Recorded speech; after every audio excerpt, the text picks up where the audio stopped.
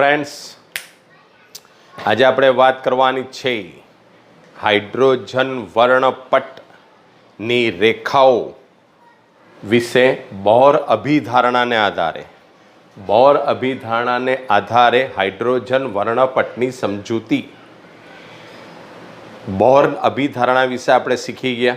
એમાં એક બીજી અભિધારણા હતી કે જ્યારે ઇલેક્ટ્રોન કોઈ એક કક્ષામાં ઘૂમતો હોય, ફરતો હોય, ત્યારે તેની ઉર્જા અચળ રહે છે, પરંતુ તે જ્યારે ઉચ્ચ ઉર્જા સ્તરમાં જાય અથવા નિમ્ન ઉર્જા સ્તરમાં જાય ત્યારે તેની ઉર્જા બદલાય છે.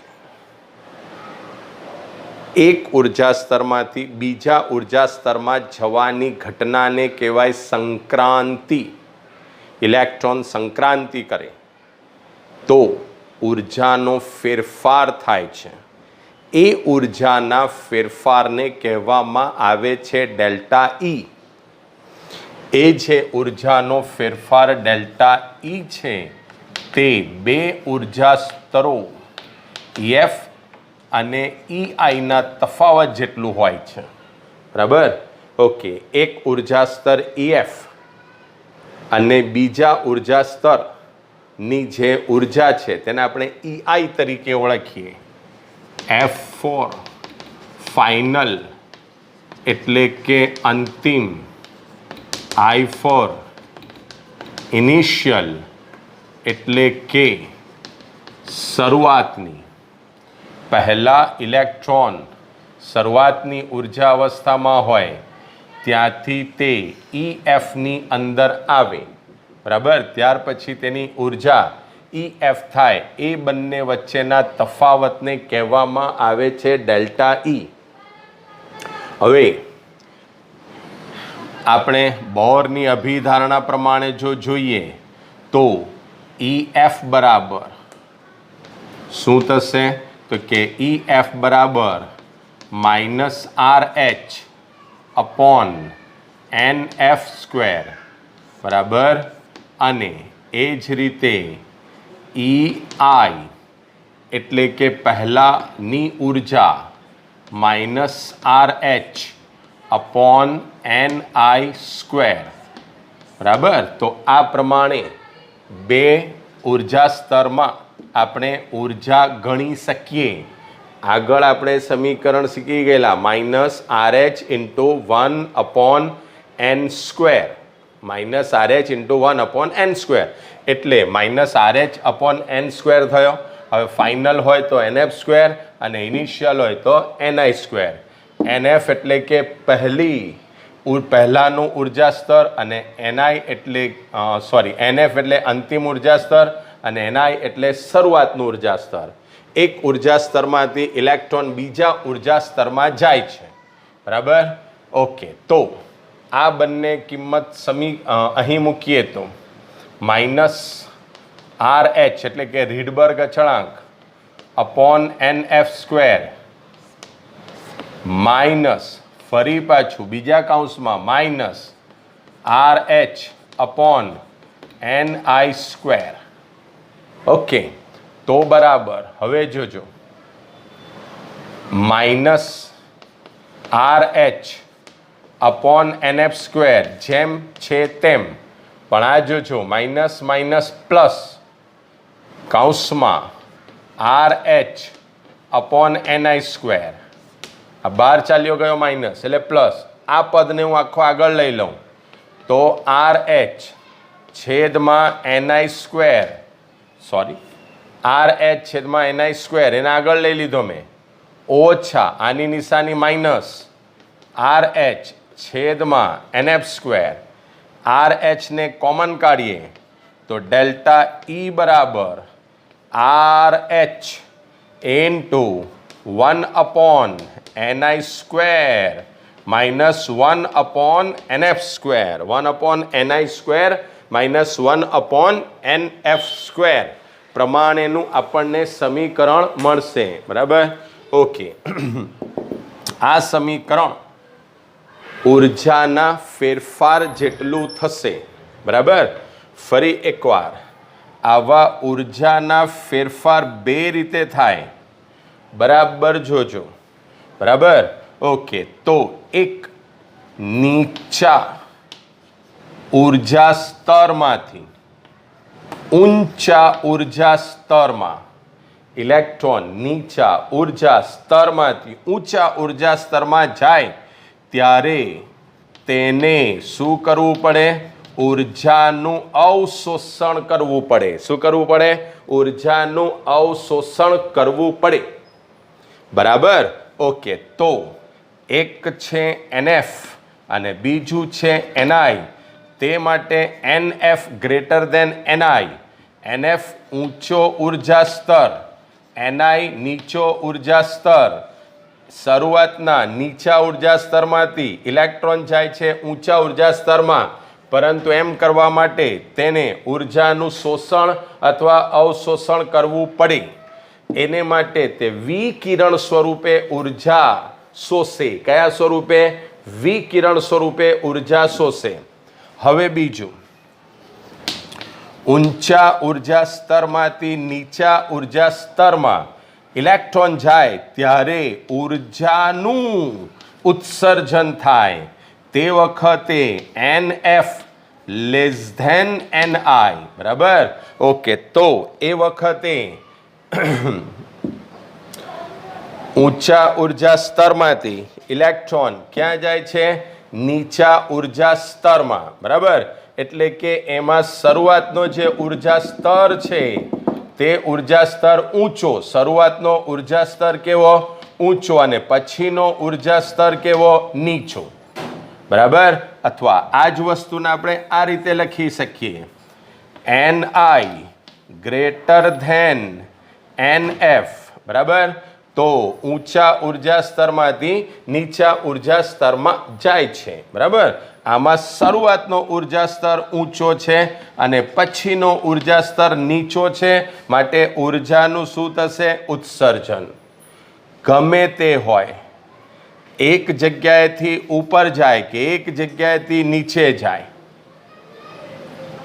ઉર્જાનું અવશોષણ થાય કે ઉર્જાનું ઉત્સર્જન થાય, જે કંઈ બી ઉર્જાનું અવશોષણ કે ઉત્સર્જન થશે વિકિરણ સ્વરૂપે જ થશે.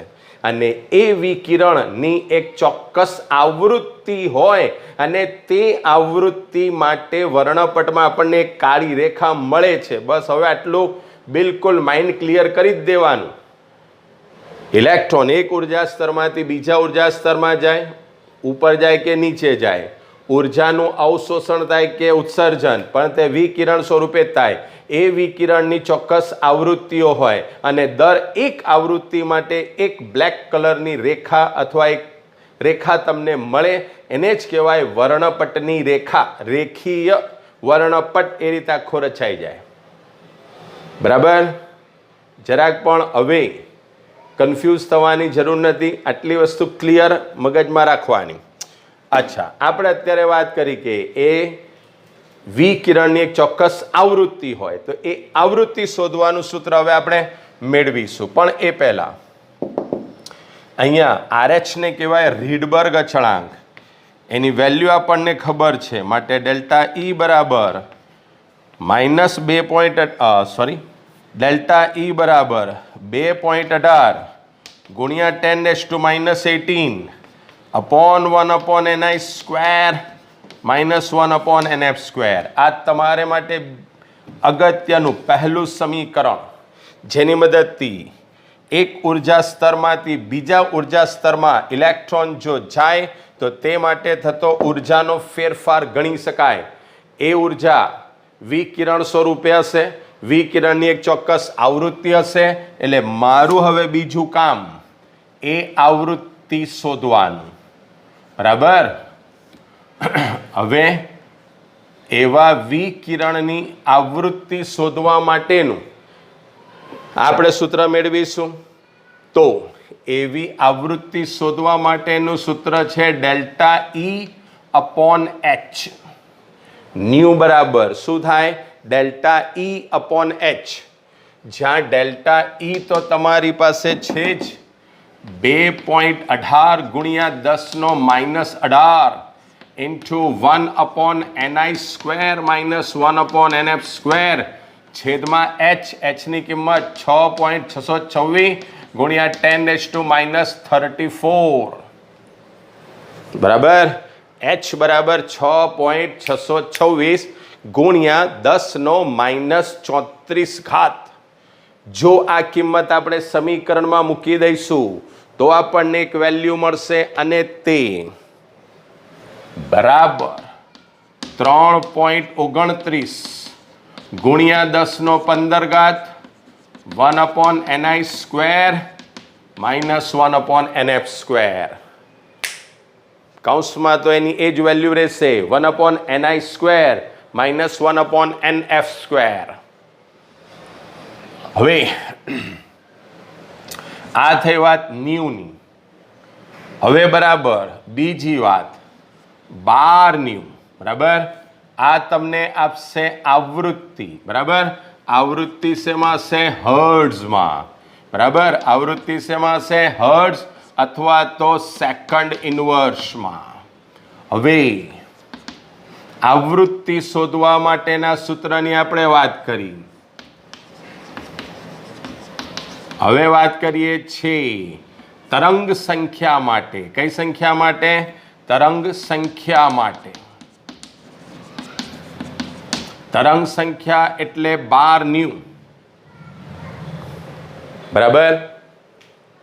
હવે બરાબર સમજો પાછું. સી બરાબર ન્યૂ લેમડા, પહેલું આપણું સૂત્ર. બરાબર. સી બરાબર ન્યૂ લેમડા.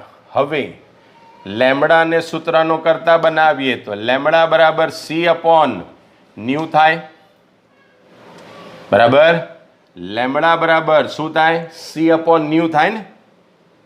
આ બાજુ લાવીશું ન્યૂ ને. હવે બરાબર જોજો, આને ઊંધું કરી દઉં તો 1/લેમડા થશે. તો પેલી બાજુ બી સંખ્યા ઉલટાવી પડે, ન્યૂ/c કરવું પડે. હવે 1/લેમડા એટલે તરંગ સંખ્યા, દેટ ઇઝ 12 ન્યૂ, અને એને માટે તમને સૂત્ર મળી ગયું ન્યૂ/c. તો 12 ન્યૂ બરાબર ન્યૂ/c. આ રીતે સૂત્ર તારવતા પણ આવડવું જોઈએ. ઓકે. હવે ન્યૂની કિંમત ઉપર છે જ ઓલરેડી, છેદમાં c મૂકી દેવાનું છે. તો 3.29 ગુણ્યા 10⁻15 છેદમાં c એટલે પ્રકાશનો વેગ 3 ગુણ્યા 10⁸ ઇન્ટુ 1/ni² માઇનસ 1/nf². બરાબર. તો એના ઉપરથી તરંગ સંખ્યા માટેનું તમને સમીકરણ મળશે. આ બંને ભાગાકાર કરશો તો તમને વેલ્યુ મળશે 1.09677 ઇન્ટુ 15 - 8. 15માંથી 8 જાય તો કેટલા થશે? 7. બરાબર. Into 1/ni² minus 1/nf². ફરી પાછું સમજાવી દઉં. ni એટલે શરૂઆત, એટલે કે ઇલેક્ટ્રોન જ્યાં હતો, અને nf એટલે અંત. હવે ઇલેક્ટ્રોન જ્યાં આવ્યું. બરાબર. ઇલેક્ટ્રોન જ્યાં હતો ધેટ ઇઝ ni, જ્યાં આવ્યો ધેટ ઇઝ nf. તમને એમ કહેવામાં આવે કે ઇલેક્ટ્રોન બીજી કક્ષામાંથી ત્રીજી કક્ષામાં આવે છે, તો જ્યાં હતો બીજી કક્ષા, આવ્યો ત્રીજી કક્ષા. તમને એમ કહેવામાં આવે કે ઇલેક્ટ્રોન પહેલી કક્ષામાંથી ત્રીજી કક્ષામાં આવે છે, તો પહેલાની એટલે પહેલી કક્ષા અને ત્રીજીમાં આવે છે તો આ રીતે. બરાબર. આ એકવાર સમજી જશો તો એના આધારિત બધા જ દાખલા તમે સરળતાથી સમજી શકશો. હવે એક બીજું તમને વધારાનું એક સમીકરણ અહીંયા આપું છું. લેમડા બરાબર બરાબર. ઓકે. તો એના ઉપરથી લેમડા માટેનું બી સમીકરણ તમે તારવી શકો. લેમડા બરાબર સી અપોન ન્યુ. એમાં ન્યુ તમે શોધી શકશો આ સમીકરણ પરથી. અને સી બરાબર તો 3 ગુણ્યા 10⁸ છે જ, બરાબર. એટલે પહેલા આખી ન્યૂની કિંમત શોધી કાઢવાની, આવૃત્તિ શોધી કાઢવાની, આખો જવાબ કમ્પ્લીટ. અને એને 3 ગુણ્યા 10⁸ વડે ભાગી કાઢવાનો, તો તમને મળી જશે લેમડા, એટલે કે તરંગ લંબાઈ પણ તે તરંગની મળી જશે, બરાબર. તો બોહરના એવા સિદ્ધાંતને આધારે હાઇડ્રોજન વર્ણપટની રેખા, ઉર્જામાં થતો ફેરફાર, તેની આવૃત્તિ, તેની તરંગ સંખ્યા અને તરંગ લંબાઈ બધું જ આપણે શોધી શકીએ. એને લગતા દાખલા પણ પૂછાય. ઓકે, બોહરની અભિધારણાની વાત કરીએ આપણે. બોહરની અભિધારણાના આધારે હાઇડ્રોજન વર્ણપટની મિત્રો વાત કરી. હવે વાત કરીએ છીએ બહુ જ અગત્યની, અને તે બોહરના પરમાણુ નમૂનાની મર્યાદા વિશે. કોના વિશે? બોહરના પરમાણુ નમૂનાની મર્યાદા વિશે. 4 મર્યાદા યાદ રાખવાની. પહેલી મર્યાદા, બોહરના પરમાણુ નમૂનાની મર્યાદા. પહેલી, હાઇડ્રોજન અને 1 ઇલેક્ટ્રોન ધરાવતા આયન, યાદ છે? He+, Li+2, Be+3, બરાબર. તો હાઇડ્રોજન પરમાણુ અને 1 ઇલેક્ટ્રોન ધરાવતા આયનની પરમાણુ રચના જ સમજી શકાય. બીજા તત્વના પરમાણુ વિશે સમજૂતી મળતી નથી. કોના પરથી? બોહરના નમૂના પરથી. ઓનલી ફોર હાઇડ્રોજન અને 1 ઇલેક્ટ્રોન ધરાવતા આયન માટે. બીજા પરમાણુ કે આયન માટે તે માહિતી આપતો નથી. બીજી વાત, હવે 2 અસર તમારે યાદ રાખવાની છે. એક ડબલેટ અસર અને બીજી જે અસર છે તે ઝીમેન અસર. બંને એકબીજાથી વિરુદ્ધ છે. પહેલા જ એકદમ શોર્ટ પોઈન્ટ યાદ રાખી લો. બોરનો નમૂનો ડબલેટ અસર નથી જણાવતો. ત્રીજું વાક્ય, બોરનો નમૂનો ઝીમેન અસર નથી સમજાવતો. હાઇડ્રોજન અને 1 ઇલેક્ટ્રોનવાળા આયન સિવાય કોઈ પરમાણુને નથી સમજાવતો. ડબલેટ અસર નથી સમજાવતો. ઝીમેન અસર નથી સમજાવતો. અને ચોથું, પરમાણુના સંયોગીકરણથી કેવા પ્રકારના બંધ અને એમાંથી કેવી રીતે અણુ રચાય છે એ સમજાવતો નથી. આ 4 સિમ્પલ વાક્ય છે. હાઇડ્રોજન અને 1 ઇલેક્ટ્રોનવાળા હાઇડ્રોજન પરમાણુ અને 1 ઇલેક્ટ્રોનવાળા આયન એ સિવાયના કોઈ પરમાણુ નમૂના નથી સમજાવતું. ડબલેટ અસર નથી સમજાવતું. ઝીમેન અસર નથી સમજાવતું. અને ચોથું કે પરમાણુના સંયોગીકરણથી કઈ રીતે બંધ રચાઈને અણુ બને છે તે સમજૂતી આપતો નથી. હવે પેલી 2 અસર. એક ડબલેટ અસર. રેખીય વર્ણપટની 2 રેખાઓ નજીક નજીક આવી જાય ને તો એને કહેવામાં આવે છે ડબલેટ અસર, કે જેને અલગ તારવી નથી શકાતી. અને એનાથી ઊંધું, જ્યારે રેખીય વર્ણપટની આસપાસ પાછું વિદ્યુત ક્ષેત્ર સર્જવામાં આવે તેની 2 રેખા એકબીજાથી સ્પ્લિટ થાય, દૂર જાય છે, વિભાજિત થાય છે, વિપાટન થાય છે, તો એને કહેવાય ઝીમેન અસર. નજીક આવીને ઓવરલેપ થાય, ડબલેટ અસર. અને વિદ્યુત ક્ષેત્રની અંદર એકબીજાથી થોડી દૂર જાય એને કહેવાય ઝીમેન અસર. રેખીય વર્ણપટની 2 રેખાઓ એકબીજાની નજીક આવે, એકબીજા પર ઓવરલેપ થાય, ડબલેટ અસર. રેખીય વર્ણપટની 2 રેખાઓ વિદ્યુત ક્ષેત્રમાં, આ શબ્દ ઉમેરવાનો, વિદ્યુત ક્ષેત્રમાં એકબીજાથી થોડી દૂર જાય એને કહેવાય ઝીમેન અસર. કે તો આ થઈ વાત બોરના પરમાણુ નમૂનાની મર્યાદા વિશે. ઓકે, બીજી ત્યાર પછી આપણે ખૂબ સરસ એક વાત કરવાની છે, અને તે દ બ્રોગલીના સિદ્ધાંત વિશે. કોના વિશે? દ બ્રોગલીના સિદ્ધાંત વિશે. ઓકે,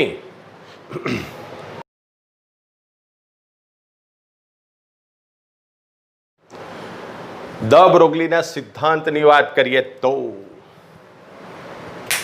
આગળ આપણે વાત કરી વિદ્યુત ચુંબકીય વિકિરણના દ્વૈત સ્વભાવની.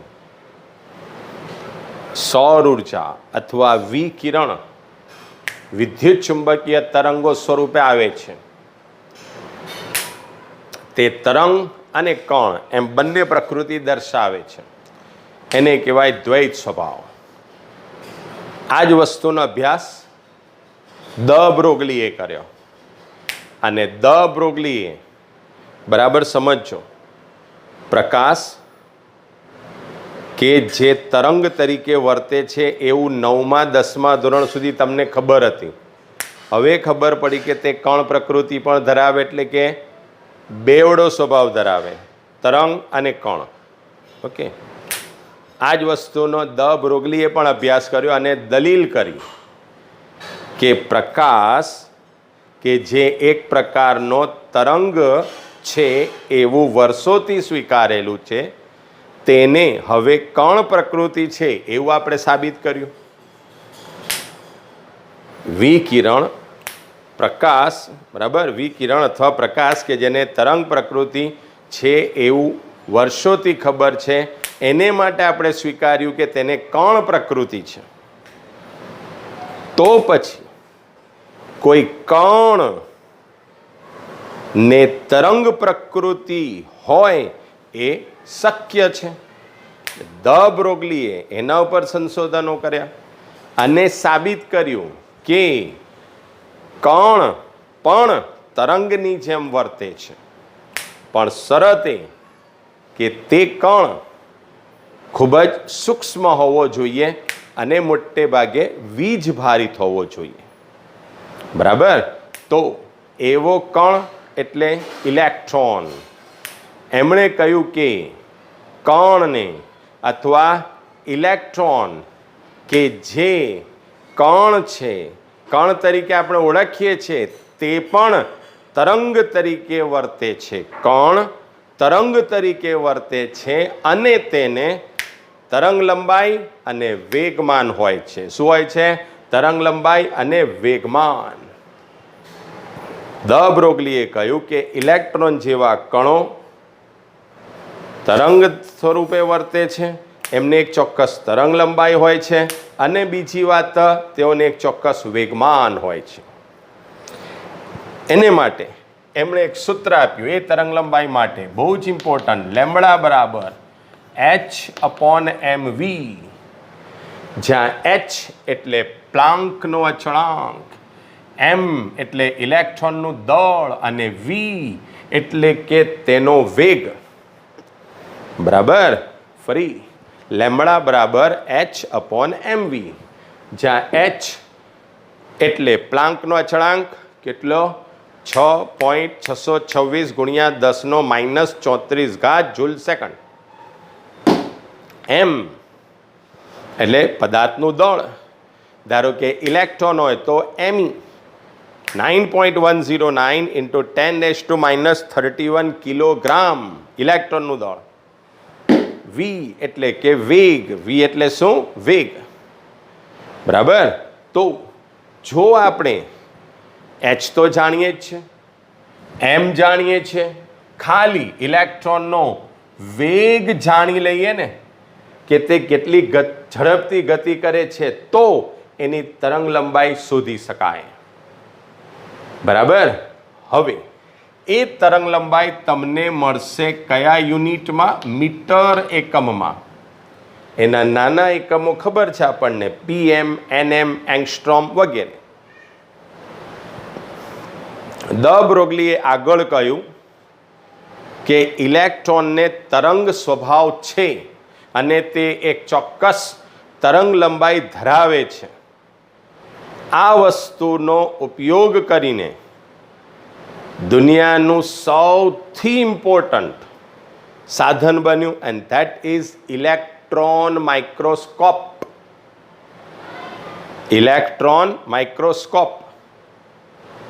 આજે આપણે રોગો વિશે, ઇવન તો આજે વાયરસ વિશે જે ચર્ચા કરીએ છીએ, એ વાયરસને જોવાનું, એની રચના જાણવાનું શક્ય બન્યું આ જ ઇલેક્ટ્રોન માઇક્રોસ્કોપ વડે. હજુ એનું એક મહત્વ તમે એક પોઈન્ટ પર જાણશો. ઇલેક્ટ્રોન માઇક્રોસ્કોપની મદદથી વસ્તુનું 150 લાખ ગણું, બરાબર, ઓકે, કેટલા ગણું? 150 લાખ ગણું વિવર્ધન અથવા આવર્તન મેળવી શકાય છે. એટલે શું ખબર? કોઈ એકદમ સૂક્ષ્મ વસ્તુ જેટલી છે ને એ ઇલેક્ટ્રોન માઇક્રોસ્કોપમાં એના કરતાં 150 લાખ ગણી મોટી દેખાય. વિચાર કરો, 150 લાખ ટાઈમ્સ કેટલી મોટી સંખ્યા થઈ, બરાબર. દાખલા તરીકે 150, 1 2 3 4 5. કોઈ વસ્તુ 1 સેન્ટીમીટરની હોય તો એ આટલા ઘણી તમને મોટી દેખાય, બરાબર, ઓકે. તો અથવા તો આટલી નાની જો કોઈ વસ્તુ હોય તો એ પણ તમને સરળતાથી ખૂબ સૂક્ષ્મ કોષની અંગિકા, બરાબર, પરમાણુ સુધી, પણ એનાથી અંદર હજુ જો કે નથી પહોંચી શકાયું. હજુ સંશોધનો થશે. બીજી વાત, ફરી એકવાર, ઇલેક્ટ્રોનના તરંગ સ્વભાવનો ઉપયોગ કરીને ઇલેક્ટ્રોન માઇક્રોસ્કોપ બનાવાયું કે જેના દ્વારા 150 લાખ ગણું વિવર્ધન, મેગ્નિફિકેશન મેળવી શકાય છે. બીજી એક વાત દ બ્રોગલીએ કરી કે આ જે સિદ્ધાંત છે તે સિદ્ધાંત માત્ર સૂક્ષ્મ કણોને લાગુ પડે છે.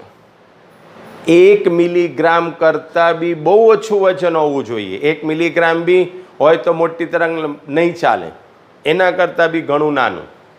ક્રિકેટના દડાને, વોલીબોલને, એ બધાને આ નિયમ લાગુ નહીં પડે. એવા બધા કણોને, ઇલેક્ટ્રોનને, પ્રોટોનને, સૂક્ષ્મ એવા આયનને આ નિયમો લાગુ પડે. કારણ કે એની એક ચોક્કસ તરંગ લંબાઈ મળે છે. પદાર્થનું દ્રવ્યમાન જો બહુ વધારે હોય તો તરંગ લંબાઈ બહુ જ સૂક્ષ્મ હોય છે. એટલે એ તરંગો જલ્દી આપણે પારખી શકીએ નહીં. એટલે દ બ્રોગલીનો જે સિદ્ધાંત છે તે મોટા પદાર્થોને લાગુ ન પાડી શકાય, માત્ર તે નાના સૂક્ષ્મ અપરમાણવીય કણોને જ લાગુ પાડી શકાય. ઓકે, તો આ થઈ વાત દ બ્રોગલીના સિદ્ધાંતની. એના પછી આપણે વાત કરવાની છે બહુ જ ઇમ્પોર્ટન્ટ, અને તે અનિશ્ચિતતાના સિદ્ધાંતની, અને તે હાઇઝનબર્ગ નામના વૈજ્ઞાનિકે આપ્યો. ઓકે,